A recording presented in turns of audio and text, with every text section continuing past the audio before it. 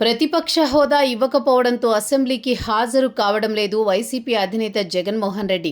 కేవలం 11 స్థానాలు మాత్రమే వైసీపీకి రావడంతో నిబంధనల మేరకు ప్రతిపక్ష హోదా రాదు.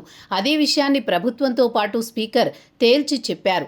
అయితే తనకు ప్రతిపక్ష హోదా ఇస్తేనే సభలో అడుగుపెట్టి ప్రజా సమస్యలు ప్రస్తావిస్తానని జగన్ చెబుతున్నారు.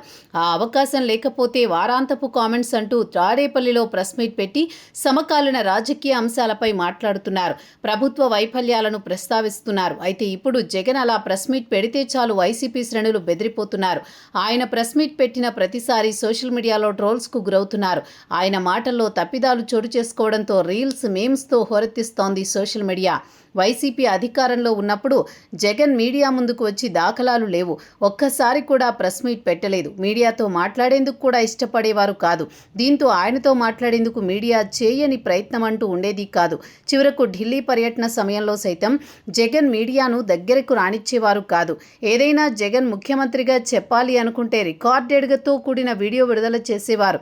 వాటినే సాక్షితో పాటు మిగతా మీడియాకు విడుదల చేసేవారు. దీంతో అంతా జగన్ రెడ్డి వాగ్దాటి గల మనిషి అని భావించేవారు.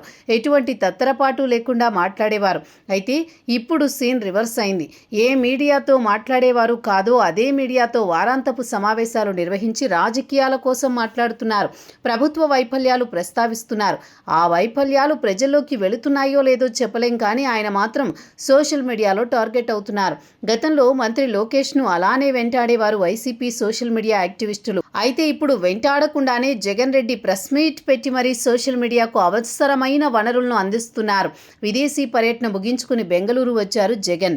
ఈ వారం తాడేపల్లికి వచ్చి ప్రెస్ మీట్ పెట్టి తిరిగి బెంగళూరు వెళ్లిపోనున్నారు. దీంతో రెడీగా ఉన్నారు సోషల్ మీడియా యాక్టివిస్టులు. ఆయన 2 గంటల పాటు ఏకధాటిగా మీడియా సమావేశంలో పాల్గొంటూ వస్తున్నారు. కానీ ఏదో ఒకటి తప్పుగా మాట్లాడి బుక్ అవుతున్నారు. మరి ఈ రోజు ఎలాంటి తప్పుడు మాటలు వెలుగు చూస్తాయో చూడాలి.